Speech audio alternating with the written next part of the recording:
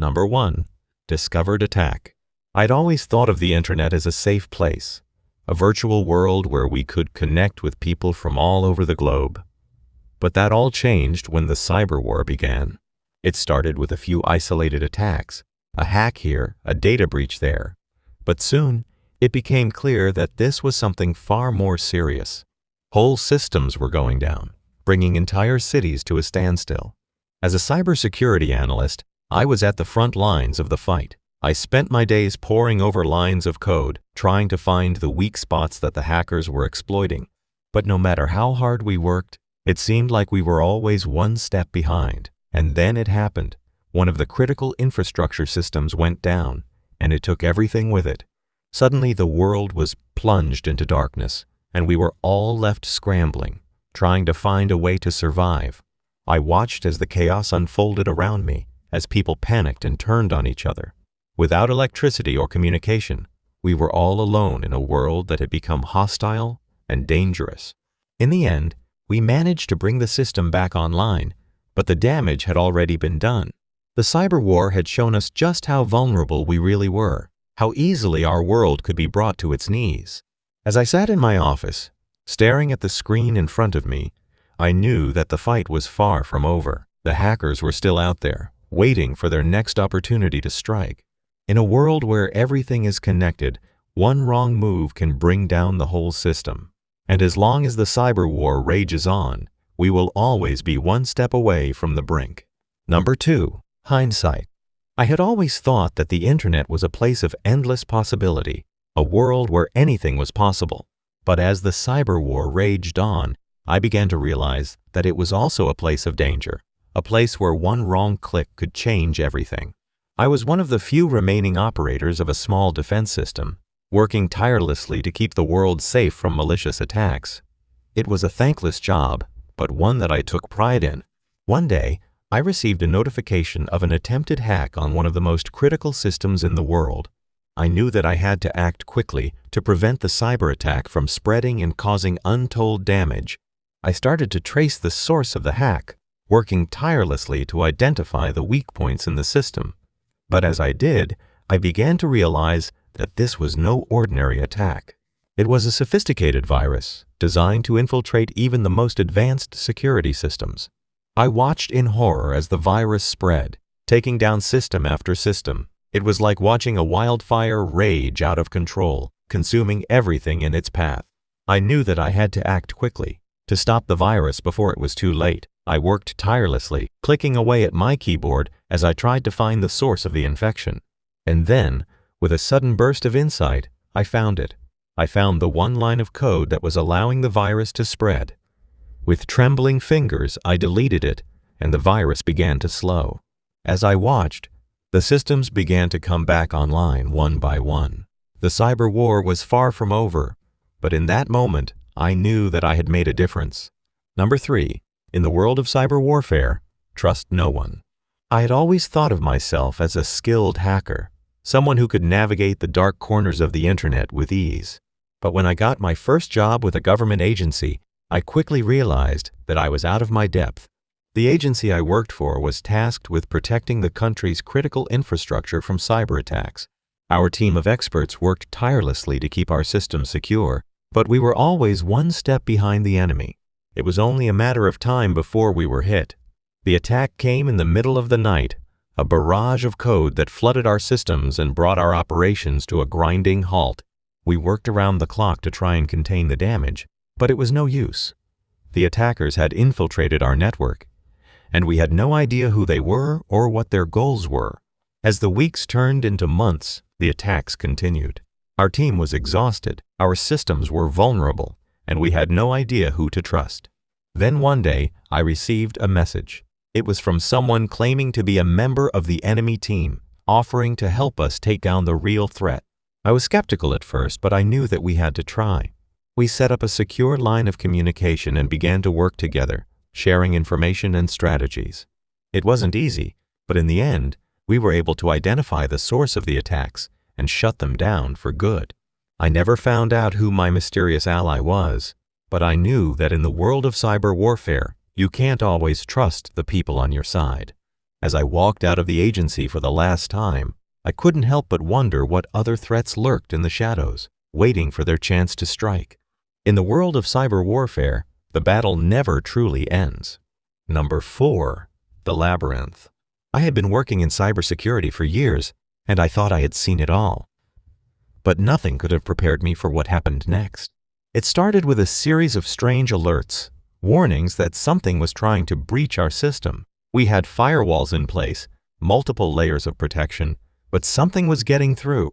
At first, we thought it was just another cyber attack, one of the many that we faced on a daily basis. But as we dug deeper, we realized that this was different. This was something more sophisticated, more insidious. We traced the source of the attack back to a remote server, one that was hidden deep within the dark web. It was like nothing we had ever seen before, a labyrinth of code and encryption that seemed to have no end. As we delved deeper into the server, we discovered that this was no ordinary cyber attack. It was an act of cyber warfare, one that was designed to cripple our entire system and leave us vulnerable to attack from all sides. We worked around the clock to try and stop the attack, but it was like fighting a ghost. Every time we thought we had found the source, it slipped away, moving deeper into the dark web. In the end, we were forced to make a choice. We could either continue fighting the attack, knowing that it would only get worse, or we could shut down the entire system and start again from scratch. It was a difficult decision, but in the end, we had no choice. We shut down the system, and in the darkness, we began to rebuild. As I watched the system come back to life, I couldn't help but wonder who was behind the attack. In the world of cyber warfare, nothing is as it seems, and the line between friend and enemy is never clear. Number 5. The line begins to blur. I had always heard about the dangers of cyber warfare, but I never thought it could happen to me. I was just an average person, living an average life, with no connections to anything that might make me a target. But then I noticed something strange happening on my computer. My files were being deleted one by one, and there were strange messages appearing on my screen, warning me to stop what I was doing. I tried to ignore it, but the messages grew more threatening until I knew that I had to do something. I called a friend who knew more about computers than I did, and he told me that my computer had been hacked and that someone was trying to send me a message. As I tried to figure out what was going on, I started to see strange things happening in the world around me. My bank account had been drained, and there were strange charges showing up on my credit cards. And then I saw them, a group of people, dressed in black and carrying strange devices that I couldn't identify. They seemed to be following me, watching my every move, and I knew that I had stumbled into something that was much bigger than just a hacked computer. I tried to run to escape the clutches of the people who were after me, but it was no use. They had me, and I knew that I was in over my head. Number 6. War beyond physical world. I had always known that the world of cyber warfare was dangerous, but I never thought I would be caught in the middle of it. I was just an observer, a tech enthusiast who loved to tinker with code and explore the hidden corners of the internet. But then I saw it. The attack had already begun, and I was right in the middle of it. The screens around me flickered with warning messages and flashing lights, and I could hear the sound of code being rewritten in real time. The attackers were everywhere, using every trick in the book to gain access to our systems. They were like ghosts, moving silently through the digital world, leaving chaos in their wake. I tried to fight back, but I knew I was outmatched. These attackers were experts, and they had been planning this for months, maybe even years. As I watched, helpless, I saw the damage begin to mount. Files were deleted, databases were corrupted, and our entire network was at risk of being compromised. But then, something changed. Our defenders began to fight back, and the tide of battle turned. We began to push the attackers back, using every tool at our disposal to keep them out. Number 7. In the world of cyber warfare, the line between friend and foe is often blurred. I was part of a team of cybersecurity experts tasked with defending our country's infrastructure from online attacks. We were the front line in a new kind of war, one that was fought with code and algorithms rather than guns and bombs.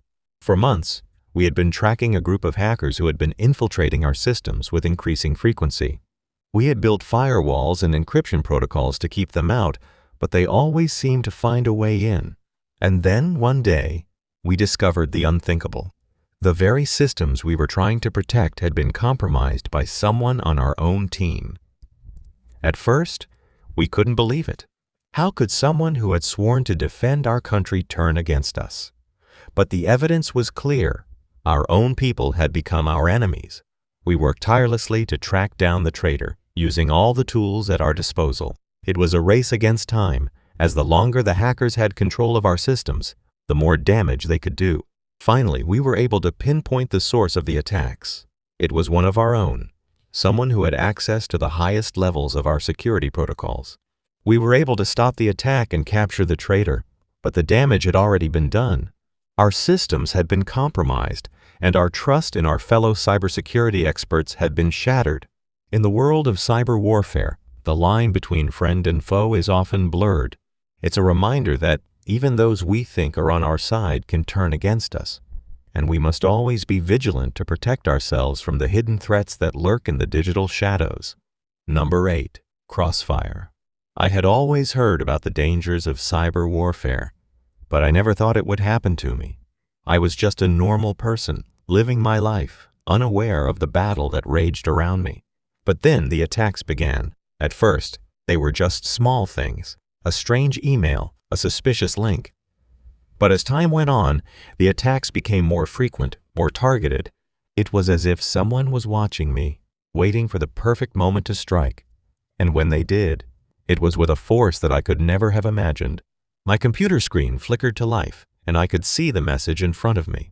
It was a demand for money, a ransom note that had been sent by someone who had taken control of my entire system. I tried to fight back, to regain control, but it was useless. Every move I made, every attempt to wrestle control back from the attacker, only seemed to make things worse.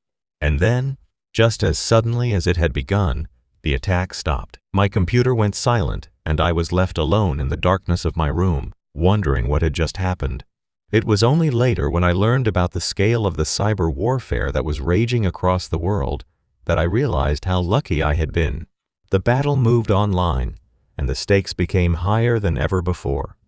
And if you weren't careful, if you didn't take every precaution, you could find yourself caught in the crossfire.